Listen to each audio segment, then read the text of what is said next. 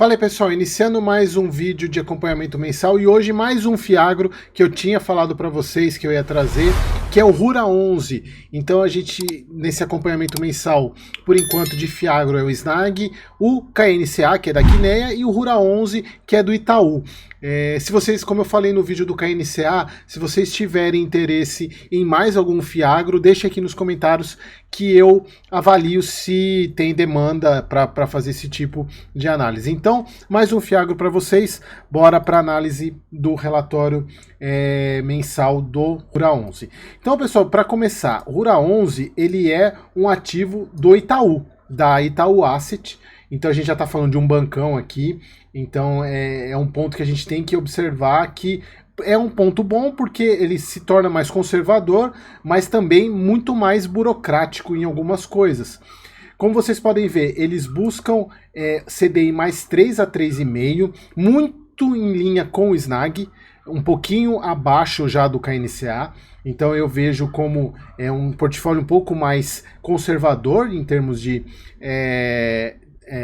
retorno, até porque ele é bem mais pulverizado, por exemplo, bem mais diversificado do que o KNCA, por exemplo, em termos de cultura, em termos de... e também muito mais diversificado do que o próprio Snag, embora o Snag tenha aumentado, o Snag ele tem bastante devedor, mas muito focado na soja. Então aqui, como vocês podem ver, o retorno dele, ele é um Fiagro base 10, ele está sendo negociado na base 10, o retorno dele no último novembro, agora de novembro, 10 centavos por cota, 1%, e a gente pega aqui, ele está com um rendimento anualizado de 12,67, obviamente vem caindo, porque a taxa Selic vem caindo também, e ele é basicamente um Fiagro CDI, né, diferentemente, muito parecido com o Snag nesse ponto, e diferente do KNCA pela questão de o KNCA ter IPCA também. Aqui vocês podem ver que isso parece meio padronizado nessa questão dos Fiagros, porque isso acontece com o KNCR também. Por mais o KNCR, que é um fundo 100% CDI da Guiné. Fundos com muito CDI, dificilmente eles negociam abaixo do valor patrimonial. Como vocês podem ver aqui, hoje ele está com uma boca muito grande em relação ao valor patrimonial, o que me deixa a percepção de estar caro para investir. A gente vê aqui, ele está com a cota patrimonial dele por volta de 10, ele negociado a 10,80, então ele está com um ágio muito grande, que para mim ele pode ser um ponto impeditivo, mas não necessariamente, é importante até para a gente ver o histórico dele, né? Dificilmente ele negociou abaixo do valor patrimonial, então, inclusive ele está na máxima aqui, se a gente pegar, né? Então é um ponto de atenção que, por mais que a carteira, ao meu ver, seja muito boa, ele tem esse ponto que, ao meu ver, ele está caro. Então, aqui a questão do último semestre, ele teve um resultado de 17,2, distribuiu 16, né? Na verdade, não é 16 reais, né? Ele é o resultado de 16 milhões, que ele tem que dividir pelo número de cotas. Então, aqui ele teve uma redução, se comparar com outubro, na parte de CRA, ele continua com uma porção muito grande de caixa, vocês vão ver. Ele tem uma porção muito grande ainda de caixa. Então, olha só, hoje o CRI dele está acima do que ele quer, mas é um CRI adequado ainda. Desculpa, o CDI, né? Ele está, a média, o que ele coloca como objetivo, 3,5 a 3 a 3,5, mas ele está hoje com 4%. Até em linha com o que o próprio Otaciano ele falou na live, que é um dos objetivos do Snag, que é, com a baixa Selic, os fundos Fiagros, que são basicamente CDI, eles vão precisar movimentar a carteira para subir a rentabilidade, porque com o CDI caindo, eles vão precisar subir a rentabilidade do portfólio. Aqui a parte de exposição, veja, ele é bem diversificado, ele tem muita coisa.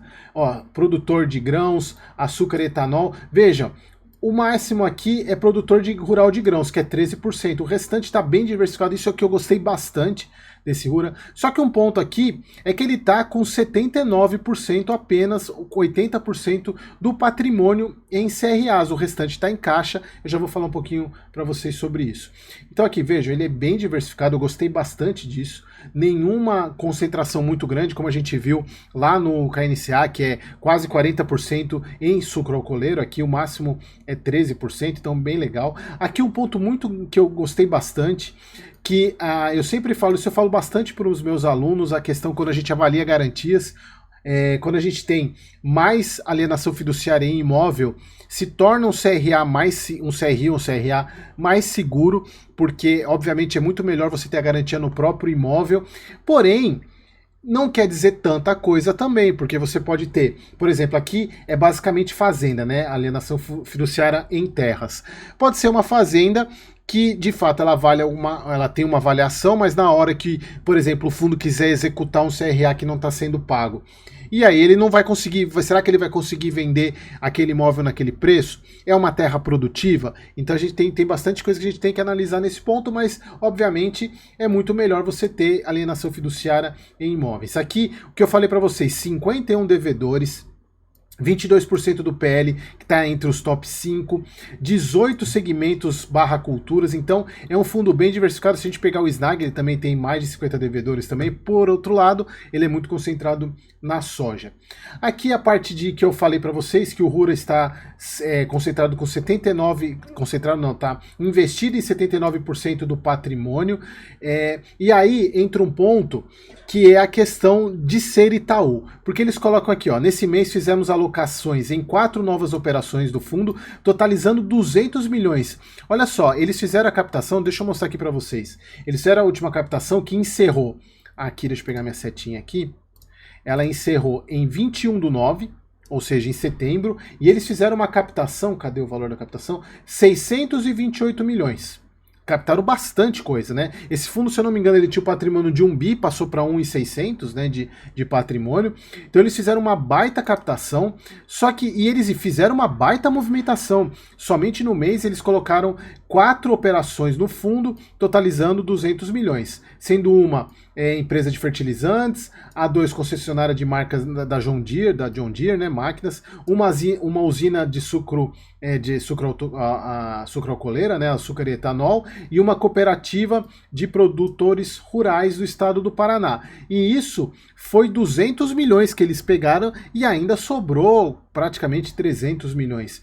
Então é um ponto que a gente tem que observar. Eles não fizeram, ainda estão com esse baita caixa, né? E aqui eles colocam que, ó, seguimos o processo de alocação da carteira em decorrência dos recursos levantados. Nossa expectativa é finalizar o mês de dezembro com 90% do fundo alocado. Exatamente por aquilo que se você não assistiu o vídeo do KNCA, eu falei sobre isso, que ele também tem uma posição relevante em caixa. Olha só, o fundo ele está rendendo CDI mais 4%. O que está no caixa está rendendo CDI puro, ou algumas vezes, por exemplo, como é o caso do KNCA, 99% do CDI. Então, isso traz menos retorno para o cotista. Então, ele precisa usar esse patrimônio, porém, usar esse caixa.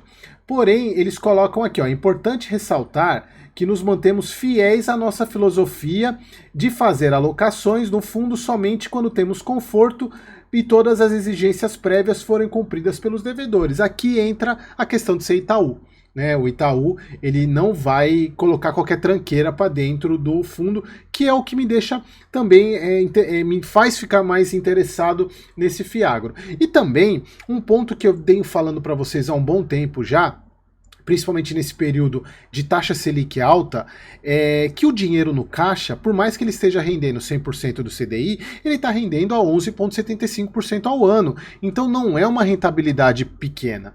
Obviamente não é mais 1% ao mês, como era anteriormente, quando estava por volta de 12%, 13% CDI, mas é uma rentabilidade boa. Então, não é de todo ruim o dinheiro estar em caixa. A questão toda é que enquanto ele está rendendo com basicamente 300 milhões, a gente vai ver o valor direitinho lá na DRE, enquanto ele está rendendo essa parte de encaixe em CDI, o restante do portfólio está rendendo 4 por CDI mais 4, então é importante que ele faça alocação nesse desse caixa. Ele coloca aqui, ó, sobre o acompanhamento das operações, gostaríamos de ressaltar que a carteira do fundo segue saudável, com recebimento de todos os pagamentos de juros e juros em principal devidos até hoje.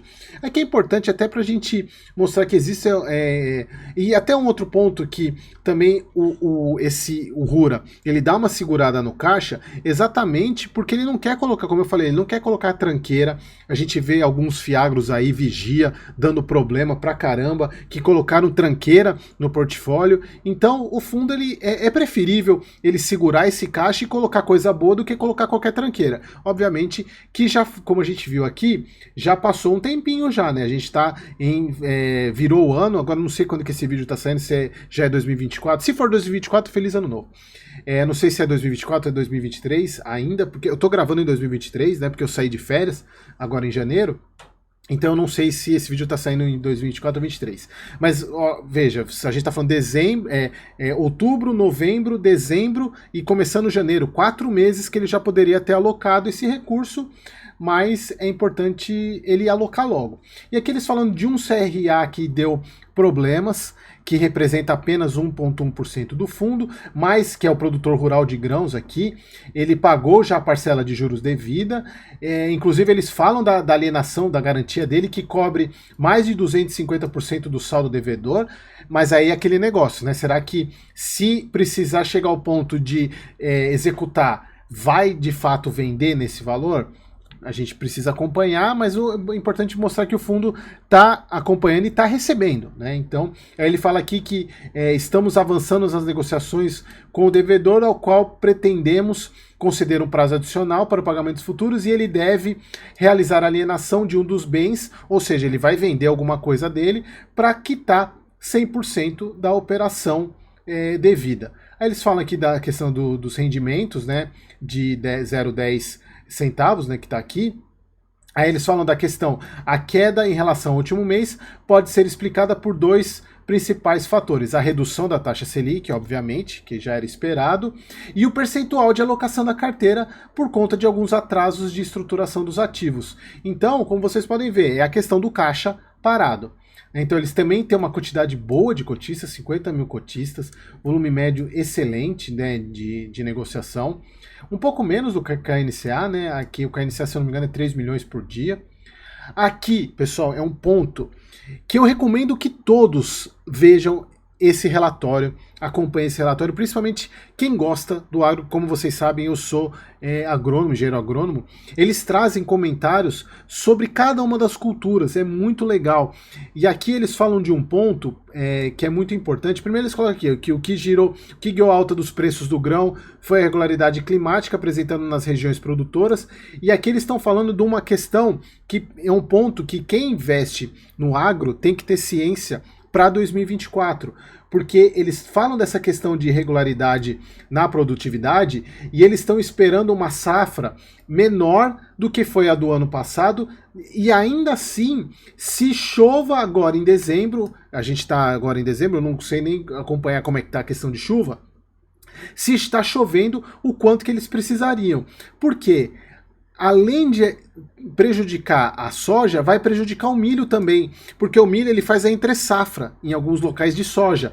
Então eles até colocam aqui, a precificação reflete uma expectativa na redução da área plantada e a produção do cereal no Brasil em 2024, diante da baixa remuneração e do atraso do plantio de verão, como eu falei na questão da soja. Então acaba que um vira uma bola de neve, acaba que um atrasa o outro. Então olha só como é legal esse relatório com esse tipo de informação, que traz para o leigo entender como é que funciona a dinâmica de um fiagro, de uma produção. Aqui eles falam da questão do algodão, falam também de produtores de grãos, vale muita parte de boi gordo, bem legal, né? Açúcar e etanol.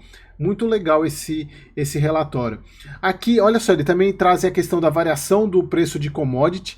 Eles pegam do D-1, D-30 e D365, ou seja, do último ano. Vejam, tá tudo negativo, né, a parte de commodity. Então, é importante a gente ficar atento nisso.